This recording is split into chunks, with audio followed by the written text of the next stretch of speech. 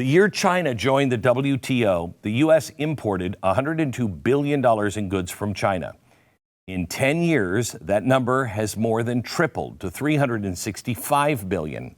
And our trade deficit with China, it also tripled over the same period to $273 billion. Last year, the deficit was $295 billion, by far our largest trade deficit with any nation.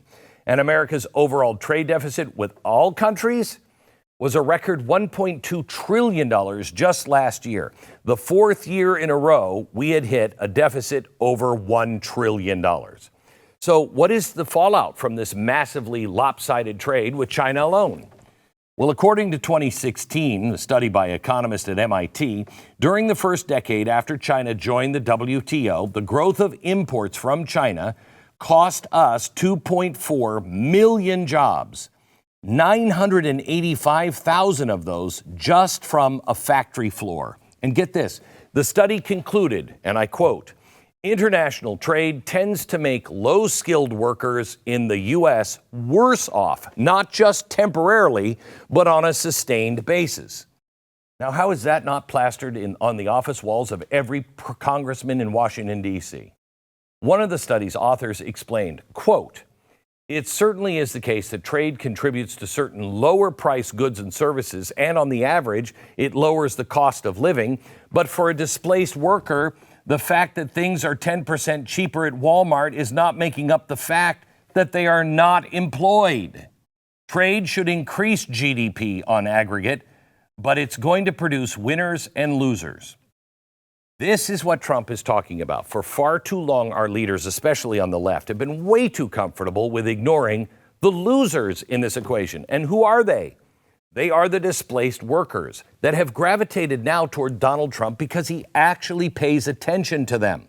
The elites are like, whoa, where's all this discontent coming from? From the people in the middle of the country who you despise. That's where it's coming from. What does this displacement of American workers look like on the ground? I'll show you. It's America's Rust Belt. It's devastation. A lot of people don't know that I'm a painter, and I gave up painting because of demoralizing pain in my hands. I was losing hope. If pain keeps you from really living, I urge you to do what I did. Try Relief Factor. Relief Factor is a 100% drug-free supplement developed by doctors. It's safe to take every day, and it has helped me and so many others. You can try their 3-week quick start right now, $19.95 at relieffactor.com.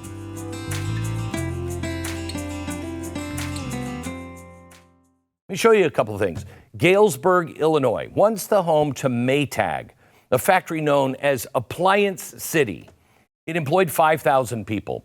The last refrigerator rolled off the assembly line there in 2004. Now the site, just rubble and weeds.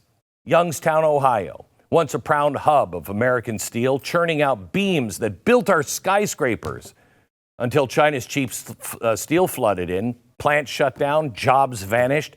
Youngstown has lost 60% of its population since 1970. 50,000 residents left between 2010 and 2012. Gary, Indiana, used to be the site of the U.S. Steel's largest mill. In the 1970s, 30,000 people worked at that mill alone. Today, it employs 3,700. In the 1960s, the population of Gary was 180,000. Today, 68,000. It's an empty shell. The town has over 10,000 abandoned buildings. One town, Flint, Michigan, where you can set fire to water. It was once a major base for General Motors. The city has had 200,000 people in it at its height, 85,000 of them working at GM plants. Those plants closed throughout the 1990s and the early 2000s. The 235-acre Buick plant known as Buick City demolished in 2002. Today, Flint has a population of under 80,000 people. By 2018, over half the men aged 25 to 54, half were unemployed. In 1969, Detroit residents had higher incomes than Boston. By 2018, the people in Boston were 40% wealthier than those in Detroit. In the first decade after China joined the WTO, the U.S. auto parts industry, on the whole, lost 419,000 jobs. Even NPR said, quote, The China shock created what looked like miniature Great Depressions in these places. But nobody noticed because nobody cares about the center of the country. Between the year 2000 and 2010, the U.S. lost over 5.5 million manufacturing jobs. That's the steepest drop-off in our history. Look at that. It is tragic. It is the draining of the American dream. All of this has caused the middle class to flatline. According to the U.S. Census Bureau, adjusted for inflation, this is going to kill you.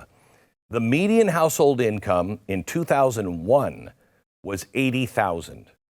In 2023, the most recent data, the median household income is $86,000.